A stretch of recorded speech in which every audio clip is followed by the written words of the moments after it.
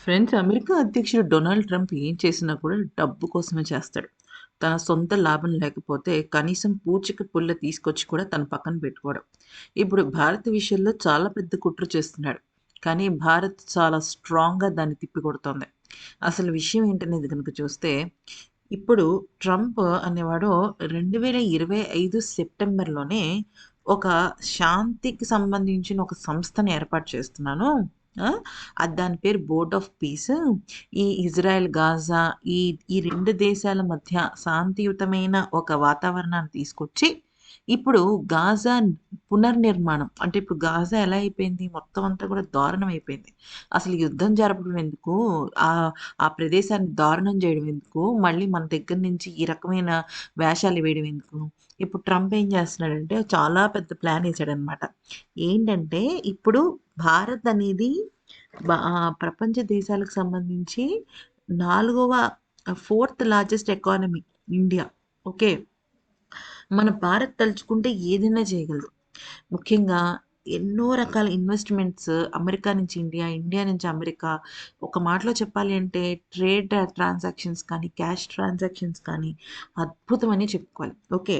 అయితే ఇప్పుడు చాలా పెద్ద విషయం ఏంటి అనేది కనుక చూస్తే, ఇప్పుడు ఈ పీస్ బోర్డ్‌కి సంబంధించిన ఒక పెద్ద మీటింగ్, ఒక లాంచ్ మీటింగ్ లాగా అంటే ఒక స దానికి సంబంధించిన ఒక విషయం గురించి ఇప్పుడు ఓ మీటింగ్‌కి ఇన్విటేషన్ అయితే ట్రంప్ ఇన్వైట్ చేశాడు. ఎవరిని చేశాడంటే చాలా కంట్రీస్ వస్తున్నాయన్నమాట.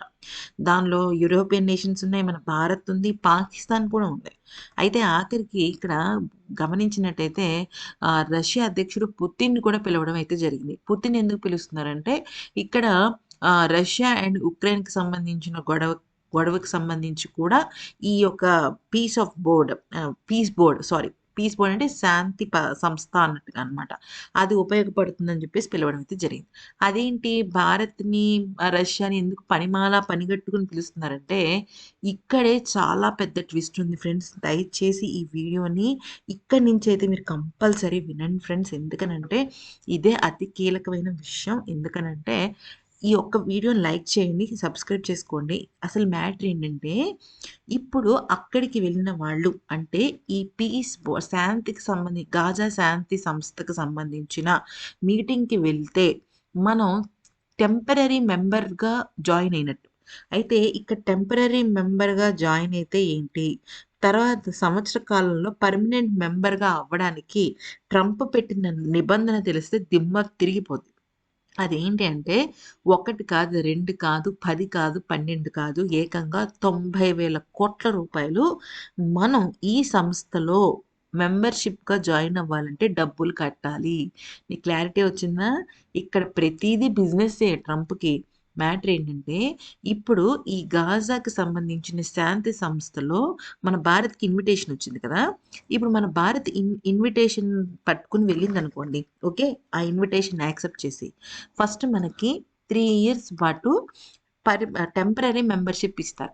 ఈ టెంపరరీ మెంబర్‌షిప్‌లో మనకి ఏముంటుంది అంటే, ఈ ఇజ్రాయెల్ అలాగే గాజాకి సంబంధించిన చర్చలు గానీ, లేదంటే ఈ ఈ గాజా పీస్ బోర్డ్‌కి సంబంధించిన ఏదైనా అంటే వేరే ఏదైనా అంశమైనా ఈ బోర్డ్ కిందకి అంటే ఈ సంస్థ కిందకి వచ్చినా ఓకే.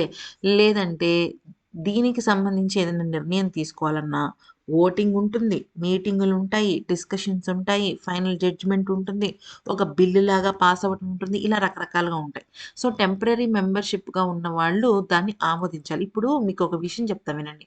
యునైటెడ్ నేషన్స్ అనేది ఒక సంస్థ, ఒక ఆర్గనైజేషన్ లాగా. ఓకే. నాటో అనేది ఒక రకమైన ఆర్గనైజేషన్. సో, ఇవన్నీ ఏంటంటే ఆ సంస్థల్లో ఉన్న దేశాలకు సంబంధించిన బెనిఫిట్స్ కోసం అవి పెట్టుకుంటాయి. అయితే ఇప్పుడు మనం టెంపరరీ మెంబర్‌షిప్‌గా ఉంటే డబ్బులేం కట్టక్కర్ల. కానీ టెంపరరీ మెంబర్‌షిప్ అనేది పేరుకే 3 సంవత్సరాలని పెట్టాడు ట్రంప్. కానీ టెంపరరీ మెంబర్‌షిప్ తీసుకున్న సంవత్సర కాలానికే మనం పర్మనెంట్ మెంబర్‌షిప్‌గా అవ్వాలి అంటే మెంబర్‌గా అవ్వాలంటే రూ. 90,000,00,00,000 కట్టాలి. ఇప్పుడు మన భారత్‌కి అవసరమా? అస్సలు అవసరం లేదు. ఎందుకంటే మన భారతే క్లిష్ట పరిస్థితిలో ఉంది. తీరా పోనీ ఏదో అమెరికా అంటే మనకేదో కొద్దిగా ఫర్ ఉంటుంది. రేపొద్దున్న ఈ ట్రాన్సాక్షన్ ఒక బిజినెస్ ట్రాన్సాక్షన్‌గా వెళ్తుంది అనుకుని గనక ₹90,000,00,00,000 కట్టామనుకోండి, ట్రంప్ మళ్ళీ తన దగ్గర తనే మొత్తం అజమాయిషీ చేసి మన మెంబర్‌షిప్‌గా మనం ఉన్నామన్న మాటే కానీ, ఆ డబ్బుల్ని తీసుకెళ్ళి గాజాకిస్తాడు. గాజా రీకన్‌స్ట్రక్షన్ అంటే గాజా పాడైపోయింది కదా! సో, రీకన్‌స్ట్రక్షన్ చేయడం కోసం ఇవ్వడం అయితే జరుగుతుందనమాట. సో, ఆ డబ్బులు ఇవ్వడం వరకు ఓకే. కానీ దానిలో నిర్ణయాలు ఎవరికి ఫేవరబుల్‌గా ఉంటాయో తెలీదు. మన నిర్ణయాన్ని, మన ఆమోదాన్ని యాక్సెప్ట్ చేస్తాయో లేదో తెలీదు ట్రంప్ మేనేజ్‌మెంట్. సో, అప్పుడు ఖచ్చితంగా మన భారత్ మళ్ళీ అవమానం స్టేజ్‌లోకి వెళ్ళిపోవాలి. సో, అదొక ప్రాబ్లమ్ అయితే, సెకండ్ ప్రాబ్లమ్ మనీ. ₹90,000,00,00,000 ఉంటే మన భారత్ ఎన్నో ప్రాజెక్ట్స్‌ని పూర్తి చేయొచ్చు. థర్డ్ పాయింట్ ఇదొక ట్రాప్ కావచ్చు. ఎందుకనంటే, ఇప్పుడు టారిఫ్ అనేది ఎలాగా ఒక ఆయుధంగా మార్చుకుని భారతదేశం మీదే కాకుండా వివిధ రకాల శత్రు దేశాల మీద లేకపోతే ట్రంప్‌కి ఎవరి మీదైతే కోపం వస్తుందో వాళ్ళ మీద ఈ రకంగా టారిఫ్స్ యేసుకుంటూ వెళ్ళాడు చూసారా? మరి ఆ టారిఫ్స్ యేసినప్పుడు మరి ఈ రకంగానే కదా! అంటే మీరు గమనించాలి. ఈ రకంగానే కదా ట్రంప్ మరి ట్రాప్‌లోకి తీసుకొస్తున్నాడు. సో, మేబీ ఇది కూడా ఒక ట్రాప్ అయ్యుండొచ్చు అని చెప్పేసి భారత్ ఈ భారీ స్కెచ్‌నయితే తిప్పి కొట్టబోతోంది. భారత్ దీన్ని యాక్సెప్ట్ చేస్తుందా అంటే, భారత్ యాక్సెప్ట్ చేయలేదు. మరి ఈ ప్లాన్‌ని తిప్పికొట్టిందని మీరెలా అనుకుంటున్నారంటే, ఇప్పుడు మనం ఆహ్, ఫ foreign affairs external affairs minister అయిన మన జయశంకర్ గారున్నారు కదా! ఆయన ట్రంప్‌ని అంటే అమెరికాని తప్పుపట్టడం జరిగింది. ఎలాగా అంటే గత కొద్ది కాలంగా భారత్‌ని టార్గెట్ చేస్తూ కొన్ని తీసుకున్న అంటే అన్‌ఫెయిర్ జడ్జిమెంట్స్ జరుగుతున్నాయి. అంటే ప్రతి దేశానికి 25%, 20%, 30% ఉంటే భారత్‌కి మాత్రం ఎక్స్‌ట్రాగా ఇంకొక 25% వడ్డింపు జరిగింది టారిఫ్స్ విషయంలో. సో, మిగతా వాళ్ళు కూడా అమెరికా కూడా రష్యా దగ్గర నుంచి ఇంపోర్ట్స్ తెప్పించుకుంటుంది గానీ, వాళ్ళు తెప్పించుకుంటుంది ఇంపోర్ట్స్ కాదు. వాళ్ళిస్తున్న డబ్బులు ఉక్రెయిన్‌కి, రష్యాకి మధ్య గొడవ జరగడానికి ఉపయోగపడట్లేదు. కానీ మన విషయంలో మాత్రమే అది జరుగుతుంది. సో, ఈ విషయం మీద జయశంకర్ గారు రివర్స్ అయ్యారనమాట. ఈ మధ్య కాలంలో జరిగిన ఒక మీటింగ్‌లో. అంటే దీన్ని బట్టి మనకేమర్థమవుతుంది? ఖచ్చితంగా ఇక్కడ భారత్ అనే భారత్ మేనేజ్‌మెంటే ఇప్పుడు ఈ గాజా పీస్ బోర్డ్‌కి సంబంధించిన ఇన్విటేషన్‌ని యాక్సెప్ట్ చేయటం లేదు. గతంలో చేశారు. 2025లో చేశారు. కానీ అప్పుడు పరిస్థితులు వేరు. ఇప్పుడు యూరోపియన్ నేషన్స్ ఎదురు తిరుగుతున్నాయి. నాటో దేశాలు ఎదురు తిరుగుతున్నాయి. అందుకని ఇప్పుడు భారత్‌ని లాక్కుని మన భారత్‌ని లాక్కుంటే వాళ్ళకి అండదండలొస్తాయి గదా! అది వాళ్ళ ప్లాన్ అన్నమాట. సో, ఫ్రెండ్స్ ఈ వీడియో గనుక నచ్చినట్టయితే లైక్ చేసి సబ్స్క్రైబ్ చేసుకోండి. ఈ వీడియోని చివరి వరకు చూసిన వాళ్ళు మీకు గనక ఇటువంటి news updates, latest updates shorts రూపంలో కావాలా అయితే అది కూడా మాకు చెప్పండి. సో, ఈ విషయాలన్నీ మాకు చెప్తేనే మాకు తెలుస్తుందనమాట. షార్ట్స్ రూపంలో పెట్టమంటే షార్ట్స్ రూపంలో కూడా పెట్టడం అయితే జరుగుతుందనమాట.